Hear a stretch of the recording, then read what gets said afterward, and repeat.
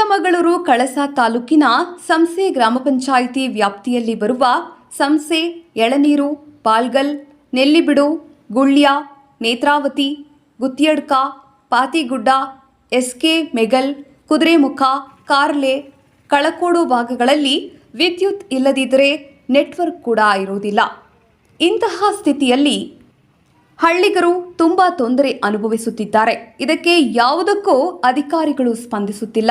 ಹಲವು ವರ್ಷಗಳಿಂದ ನೆಟ್ವರ್ಕ್ ಬಗ್ಗೆ ಮಾಹಿತಿ ನೀಡಿದ್ರೂ ಇತ್ತ ಕಡೆ ಗಮನ ಹರಿಸುವುದಿಲ್ಲ.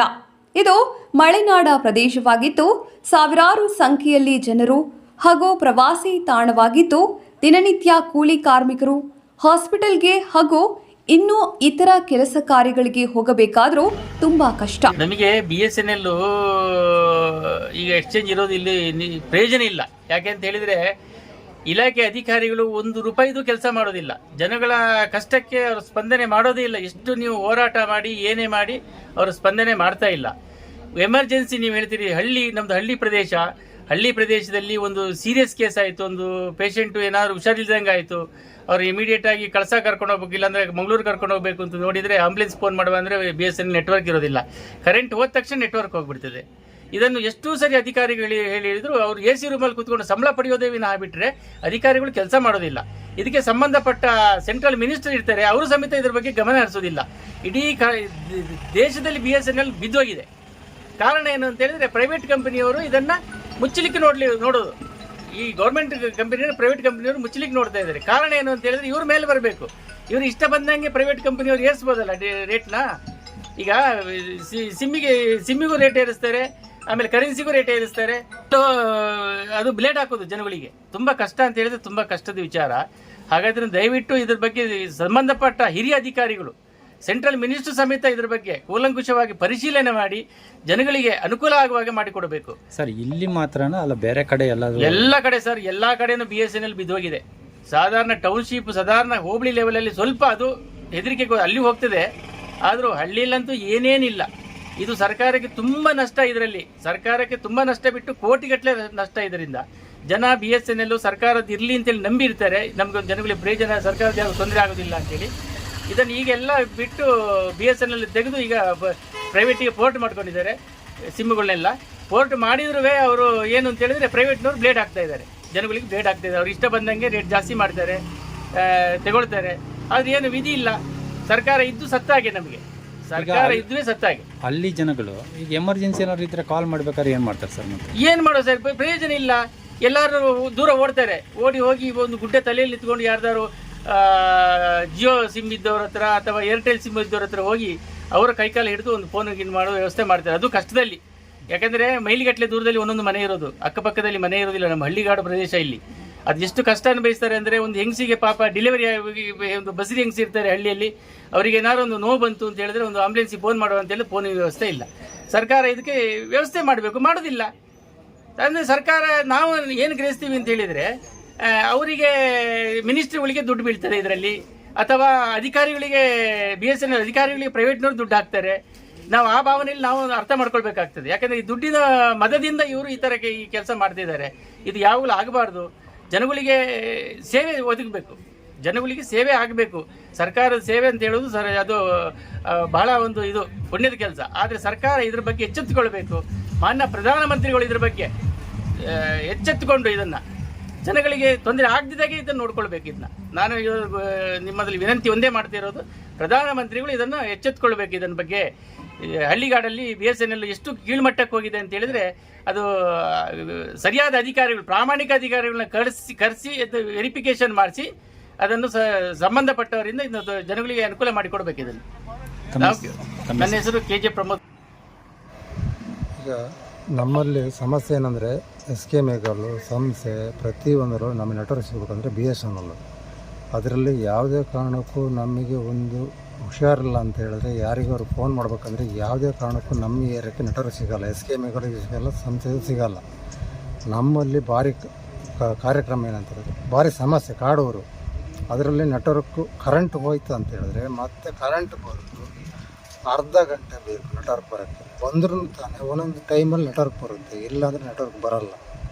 ಅವಾಗ ಬಂದ ಟೈಮಲ್ಲಿ ನೋಡಿ ಮತ್ತೆ ನಾವು 3 ಕಿಲೋಮೀಟ್ರ್ ಹೋಗಿ ಮತ್ತೆ ಕಳಿಸೋದು ನೆಟ್ವರ್ಕ್ ಹುಡುಕಿ ಫೋನ್ ಮಾಡ್ಬೋದು. ಅದು ಸಿಕ್ಕಿದ್ರೆ ಸಿಗುತ್ತೆ, ಇಲ್ಲರೆ ಇಲ್ಲ. ಇದಕ್ಕೋಸ್ಕರ ಸರ್ಕಾರಕ್ಕೆ ಏನು ತಿಳಿಸ ಅಂತಿದ್ದಾರೆ, ನಮಗೆ BSNL ನೆಟ್ವರ್ಕ್ ಕರೆಕ್ಟಾಗಿ ಬೇಕು. ಈಗ ಇಲ್ಲಿ ಎಲ್ಲೆಲ್ಲಿಗೆ ಕರೆಂಟ್ ಇಲ್ಲ ಅಂದರೆ ಟವರೇ ಇರಲ್ಲ ಸರ್, ಸಿಗಲ್ಲ ಅಂತಿರೋದು, ಸಂಸ್ಥೆ ಸಿಗಲ್ಲ, ಕಳಿಸೋದು ಸಿಗಲ್ಲ. SKM ಮೈನ್ ಸಿಗಲ್ಲ ನಮಗೆ ಮೈನ್ ಇರೋದು SKM ಕಳ್ಕೊಡೋದು ಸಿಗ್ತಾ ಇಲ್ಲ. ಓವರ್ ನಡೆದಂತೂ ಯಾವುದೇ ಕಾರಣಕ್ಕೂ ನಮ್ಮ SKM ಸಿಗಲ್ಲ. ಈ ಕಡೆಯಿಂದ ಸಂಸೆ, ಕುದುರೆಮುಖ, ಯಾವುದು ಜಾಂಬಳ ಯಾವುದು ಸಿಗ್ತಾ ಇಲ್ಲ. ಕರೆಂಟ್ ಹೋದ್ರೆ ಎಲ್ಲ ಹೋದಂಗೆ. ಈಗ ನಿಮಗೆ ರಸ್ತೆ ಎಲ್ಲ ಸರಿ ಇದೆ ಸರ್? ರಸ್ತೆನೂ ಸರಿ ಇಲ್ಲ, ರಸ್ತೆ ಪೂರ ಹಾಳಾಗಿದೆ, ಫುಲ್ಲು ಇದಾಗಿದೆ. ನಾವೇನಂದ್ರೆ ಹೋಗ್ತಾ ಬರ್ತೀವಿ, ನಡ್ಕೊಂಡು ಹೋಗ್ತೀವಿ ಕಾಡಲ್ಲಿ.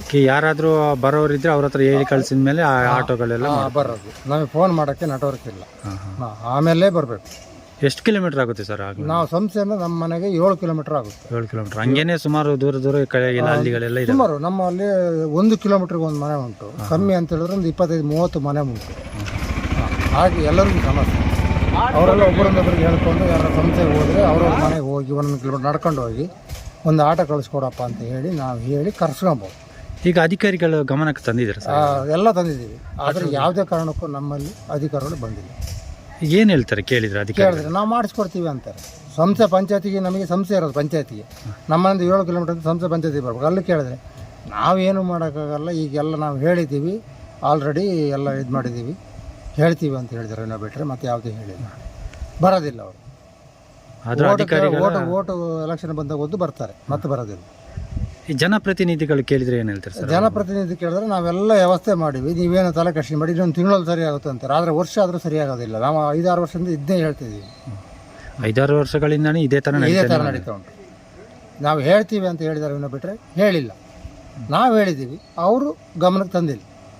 ಈಗ ಆದಷ್ಟು ಮಾಧ್ಯಮ ಇದರಲ್ಲಿ ನಮಗೆ ನೆಟ್ವರ್ಕ್ ಸಮಸ್ಯೆ ಒಂದು, ಮಾಧ್ಯಮ ರೋಡಿನ ಸಮಸ್ಯೆ 2 ಉಂಟು. ಅದು 2 ಸರಿಪಡಿಸಿಕೊಟ್ರೆ ಸರ್ಕಾರದ ವಿನಂತಿ ಕೇಳ್ತಾರೆ, ನಾವು ಅದನ್ನೇ, ಬೇರೆ ಏನೂ ಕೇಳ್ತಾ ಇಲ್ಲ. ಮೈನ್ ಅದು ಆಗಬೇಕು. ನಿಮ್ಮ ಹೆಸರು ಸರ್? ಒಂದು ಕಡೆಯಿಂದ ರಸ್ತೆ ಸರಿಯಿಲ್ಲ, ಇನ್ನೊಂದು ಸಂಸ್ಥೆಯಿಂದ ಎಳನೀರು ರಸ್ತೆ ತುಂಬಾ ಹದಗೆಟ್ಟು ಹೋಗಿರುವುದರಿಂದ ಈ ರಸ್ತೆಯಲ್ಲಿ ಓಡಾಡೋದೇ ತುಂಬಾ ಕಷ್ಟ. ಇಲ್ಲಿನ ಜನರು ಕೆಲವು ಸೌಲಭ್ಯಗಳು ಸಿಗುತ್ತಿಲ್ಲ. ಸಂಸೆ ಗ್ರಾಮ ಪಂಚಾಯಿತಿ ವ್ಯಾಪ್ತಿಗೆ ಬರುವ ಸಂಸೆ ಗ್ರಾಮದ ಜನರು ತುಂಬಾ ಸಮಸ್ಯೆಗಳನ್ನು ಎದುರಿಸುತ್ತಿದ್ದಾರೆ. ಆಟೋದವರಿಗೆ ಆಟೋ ಸ್ಟ್ಯಾಂಡ್ ಕೂಡ ಇಲ್ಲ. ಚರಂಡಿಯಲ್ಲಿ ನೀರು ಬಂದರೆ ಫುಲ್ ಬ್ಲಾಕ್ ಆಗುತ್ತೆ. ಅದು ಮಳೆ ಬಂದರೆ ಚರಂಡಿ ತುಂಬ ಗಬ್ಬು ನಾರುತ್ತೆ. ಆಟೋ ಸ್ಟ್ಯಾಂಡ್ ಪಕ್ಕದಲ್ಲಿರುವ ಬಸ್ ಸ್ಟ್ಯಾಂಡ್ನಲ್ಲಿ ನಿಲ್ಲುವುದಕ್ಕೂ ಆಗುವುದಿಲ್ಲ. ಹಲವು ಬಾರಿ ಗ್ರಾಮ ಪಂಚಾಯಿತಿಗೆ ಮನವಿ ಮಾಡಿದ್ರೂ ಅಧಿಕಾರಿಗಳು ಬೇಜವಾಬ್ದಾರಿತನ ತೋರಿಸುತ್ತಾರೆ. ಅಲ್ಲಲ್ಲಿ ಕಸದ ರಾಶಿಗಳು ಬಿದ್ದಿದ್ರೂ ಅದನ್ನು ತೆಗೆಯುವ ಪ್ರಯತ್ನ ಕೂಡ ಪಂಚಾಯಿತಿ ಮಾಡೋದಿಲ್ಲ. ರಸ್ತೆ ಬದಿಯಲ್ಲಿ ತಂದು ಹಾಕಿದ ಕಸಗಳ ರಾಶಿ ಗ್ರಾಮಸ್ಥರು ಗ್ರಾಮ ಪಂಚಾಯಿತಿಗೆ ತಿಳಿಸಿದ್ರು, ಅಲ್ಲೇ ಬಿದ್ದರೂ ನೋಡಿದ್ರೂ ನೋಡದ ಹಾಗೆ ಹೋಗುತ್ತಾರೆ ಎಂದು ಗ್ರಾಮಸ್ಥರು ಹಾಗೂ ಆಟೋ ಚಾಲಕರು ತಿಳಿಸಿದ್ದಾರೆ.